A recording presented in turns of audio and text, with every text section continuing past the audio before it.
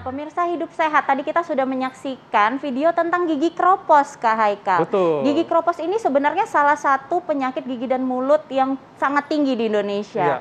Nah, kira-kira ada nggak sih hubungannya dengan penambahan usia?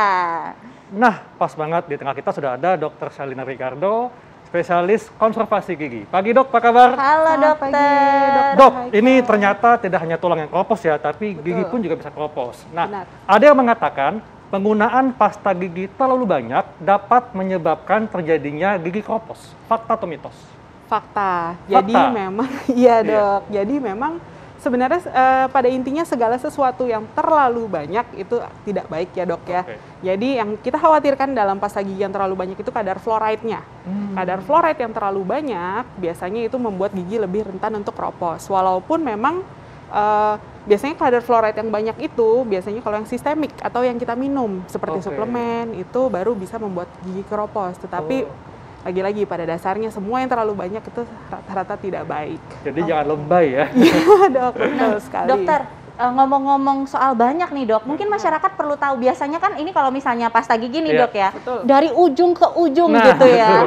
Nah jadi segimana nih yang idealnya odolnya atau pasta giginya kita gunakan? Pasta giginya mungkin sebesar setengah jari ini sudah cukup. Setengah ujung jari setengah ujung jari kelingking sudah cukup. Jadi nggak perlu sepanjang gigi ya? Sebenarnya tidak perlu sepanjang itu dok, tetapi memang hanya setengah dari ujung kelingking pun sudah cukup. Dan memang cukup sedikit aja, biar lebih hemat juga dok. Betul banget. Dan tentunya minimal sikatnya 2 kali sehari dok ya? Benar, 2 kali sehari, pagi setelah sarapan dok, dan juga malam sebelum tidur. Yang paling penting. Ya, 2 kali sehari. Nah dok, ini ada lagi nih fakta mitos berikutnya. Pemirsa di rumah perlu tahu nih, plak yang menumpuk lama-lama dapat berkembang menjadi karang gigi sehingga menyebabkan gigi busuk dan kropos. Ini fakta atau mitos? Fakta, namun lagi-lagi ya. Jadi sebenarnya plak yang membuat gusi bengkak dengan plak yang membuat karies atau gigi kropos itu berbeda. Tetapi memang plak yang menumpuk yang tidak dibersihkan itu memang membuat bakteri yang berkumpul di dalam giginya lebih banyak sehingga membuat lebih cepat terjadinya karies dan gigi pun lebih gampang untuk kropos atau jadi patah atau pecah seperti itu. Berarti dia mempercepat proses gigi berlubang ya dok ya? Benar sekali dok. Dok, sebetulnya nih ketika gigi sedang mengalami proses pengeroposan, apakah ada gejala yang dapat dirasakan oleh kita? Sebenarnya kalau mikroskopik ya dok, kalau pengeroposan atau kita mungkin di bahasa kedokteran dibilangnya demineralisasi, itu terlihatnya secara mikroskopik. Namun memang kita bisa cek rutin ke dokter gigi setiap 6 bulan sekali, sehingga biasanya dokter gigi itu bisa memeriksa dan lebih tahu jika ada gejala awal atau lesi awal untuk terjadinya gigi kropos atau karies. Tapi ketika pada tahap proses tadi itu dok, apakah ada gejala nggak yang dapat dirasakan oleh orang yang mengalami gigi kropos? Misalnya kalau ngunyah jadinya nggak kuat atau ada ngilu. Mungkin gejala awal sekali dalam karies atau gigi kropos itu adalah ngilu dok. Ngilu ya? Betul sekali. Jadi kalau sudah mulai ada ngilu, tolong segera periksakan gigi ke dokter gigi. Nah dok, ini ngomongin ngilu dok ya. Ada yang mengatakan kalau sering konsumsi makanan atau minuman asam dapat menyebabkan gigi kropos. Fakta atau mitos? Fakta. Fakta. Fakta. Memang itu tidak secara langsung ya dok efeknya, tetapi minuman yang asam membuat lingkungan mulut kita menjadi asam, maka bakteri itu akan, bakteri penyebab karies atau lubang itu akan berkembang lebih subur ibaratnya. Sehingga lebih mudah sekali terjadinya karies di dalam mulut kita. Dan minuman asam ini sepertinya, seperti contohnya seperti soda dok ya? Betul, soda, minuman manis pun dok. Ya, minuman manis juga itu bisa membuat keadaan mulut kita sebenarnya menjadi asam. Nah dok, jadi bagaimana dengan orang-orang di rumah yang mungkin suka nih minuman asam-asam, minuman manis-manis gitu ya, tapi pengen giginya tetap sehat dok, apa nih sarannya dok, gimana cara kita mengatasinya dok? Mungkin makan atau minum tersebut kita batasi mungkin tetap jumlahnya ya dok ya, dan juga waktunya. Untuk mengurangi makan dan minuman yang asam maupun manis itu jangan di antara waktu makan besar. Jadi misalnya snacknya nih jam 3 minum teh manis, itu sebenarnya kalau bisa kita mulai hindari. Tetapi jika teh manisnya misalnya bersamaan dengan makan siang, itu malah sebenarnya proses menurun dan naiknya kurvanya demineralisasi itu malah lebih stabil. Jadi gimana kalau misalnya abis minum asam dok, kita minum air putih dok, gimana tuh dok? Iya, berkumur misalnya. Itu nggak apa-apa, tetapi pada dasarnya setiap ada paparan, maka rongga mulut kita itu pun pasti ada efeknya. Jadi nggak bisa dengan berkumur langsung hilang 100% gitu dok. Jadi memang artinya jangan sampai mulut kita kering dok ya? Benar. Oke. Kita Makanya kalau kita terlalu sering ketawa mungkin juga bisa kering ya. Tapi apa-apa asalkan bahagia. jangan kantong yang kering ya. Iya benar, kalau kantong kering, aduh itu semuanya bisa sakit Kalau ya. bisa ketawa. Nah dokter, tadi ada lagi nih fakta mitos nih dok yang beredar di masyarakat. Katanya bagi yang punya riwayat GERD atau MAH, naiknya asam lambung dapat menyebabkan kerusakan dan pengeroposan. Ini fakta atau mitos? Fakta. Memang lagi-lagi ya segala sesuatu yang asam, yang ada di rongga mulut kita, itu memang akan jadi rentan untuk terjadinya gigi kropos atau karies. Itu benar sekali. Jadi memang harus terkontrol GERD-nya. Betul. Iya. Benar dok. Nah dok, ini berarti ada lagi nih fakta mitos selanjutnya nih Kak Haikal. Dok, ini kan banyak banget nih masyarakat yang memakluminya ya. Katanya kalau bertambah usia, gigi itu akan keropos. Fakta atau mitos? Mitos. Mitos. Sebenarnya memang dengan bertambahnya usia banyak kok geriatri ya mungkin atau yang sudah lanjut usia tapi giginya masih bagus, itu banyak sekali. Memang jika kita rawat sejak awal itu proses perusakan atau keropos itu tidak akan terjadi. Betul banget dok. Apalagi gigi ini kan hanya tidak bisa tumbuh lagi dok ya. Artinya kita mesti rawat sedemikian rupa supaya kita bisa tetap bisa menikmati makanan dengan enak ya. Betul. Benar sekali. Oke. Nah, ini ada lagi nih dok, masyarakat perlu tahu nih dok. Pengeroposan gigi umumnya tidak bisa dilihat dengan mata telanjang, sehingga perlu pemeriksaan di dokter. Nah, tadi dokter sempat ngejelasin, tapi mungkin lebih biar lagi, lebih dok. Ini lagi dok. Ya, benar, itu fakta ya. Mungkin kalau pengeroposan yang mikroskopik itu tidak bisa dilihat atau tidak bisa dirasakan oleh pasien secara langsung. Memang harus diperiksakan ke dokter gigi. Benar sekali. Dan memang itu sebaiknya berapa kali dok kita datang ke dokter gigi untuk memeriksakan gigi kita? Setidaknya 6 bulan sekali. 6 bulan sekali ya.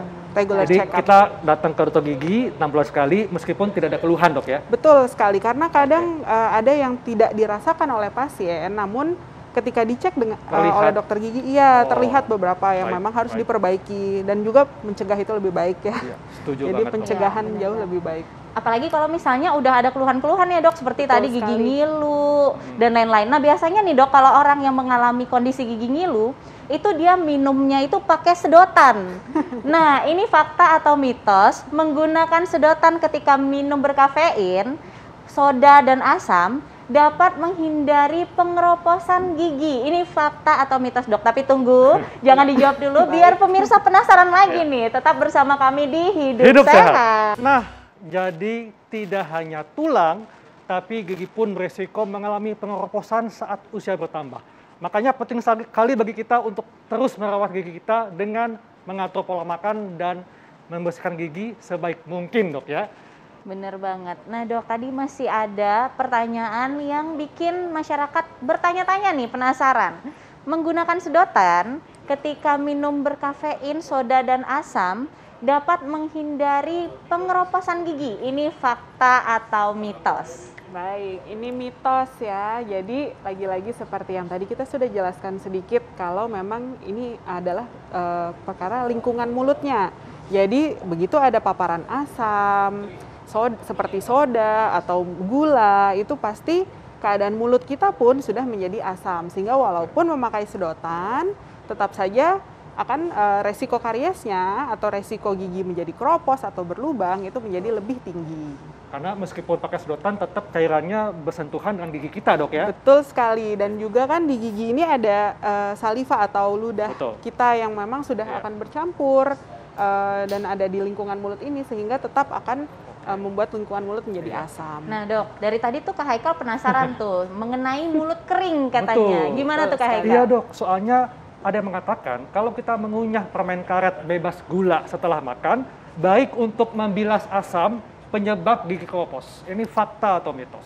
Ini fakta ya. Jadi memang mengunyah permen karet yang berbahan dasar xilitol atau yang bebas gula itu memang bisa menstimulasi saliva atau kelenjar air liur kita agar mengeluarkan lebih banyak air liur, dan air liur yang keluar ketika distimulasi itu bisa menurunkan pH atau keasaman di dalam mulut kita. Jadi memang ada beberapa cara untuk meningkatkan saliva rate atau kelenjar air liur, seperti banyak minum. Jadi kalau mulut kita terasa kering itu jangan dibiarkan, karena kalau mulut kita terasa kering nanti resiko kariesnya atau resiko gigi menjadi keropos itu menjadi lebih besar. Jadi mulai sekarang mungkin harus diingat-ingat banyak minum air putih, tapi ya jangan minum soda mungkin ya. Iya benar dok. Nah dok, ini kan kita lagi masa pandemi nih dok. Belum semua masyarakat mungkin berani ke dokter gigi, walaupun sebenarnya di dokter gigi kita sudah prokesnya sudah sangat ketat sekali dan sudah sangat aman ya dok ya. Bagaimana nih tipsnya buat masyarakat setidaknya di rumah dia bisa menjaga kesehatan gigi dan mulutnya? Mungkin sebagai standarnya ya tadi sikat gigi secara rutin ya, sehari 2 kali, pagi setelah sarapan dan juga malam sebelum tidur. Namun tetap pemeriksaan, mungkin bisa periksa sendiri jika misalnya merasa ada ngilu atau di giginya ada kehitaman, atau misalnya lagi makan ada yang tersangkut. Nah itu harus segera mencari dokter gigi untuk segera diperiksakan. Jadi jangan tunggu sampai sakit.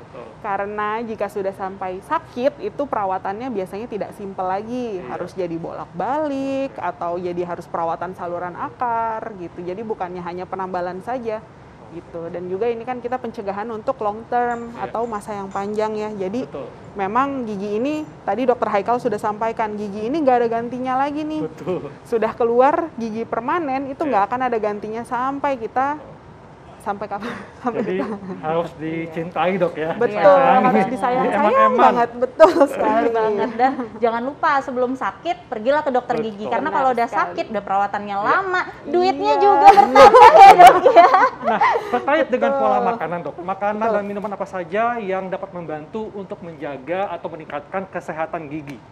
Kalau makanan dan minuman itu biasanya semua yang berserat seperti buah, sayuran itu akan baik sekali untuk mencegah dan juga menyehatkan stalin badan ya gigi kita juga ya. Jadi serat itu ketika kita makan itu punya efek self cleansing atau membersihkan gitu makanan yang berserat. Tapi kalau misalnya makanan yang lunak-lunak terus atau kita sering makan junk food itu malah akan menjadi pelikel atau plak yang menempel. Oke, baik dok, terima kasih untuk penjelasannya. Sangat manfaat sekali dokter Nisa ya. Iya benar banget. Dan nggak terasa 1 jam kita sudah membahas semua hal ini, dan saatnya kami pamit.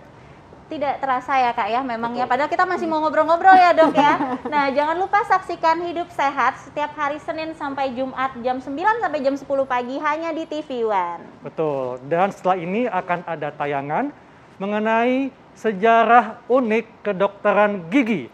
Saya Dr. Haikal. Saya Dr. Tengku Anissa. Indonesia hidup sehat.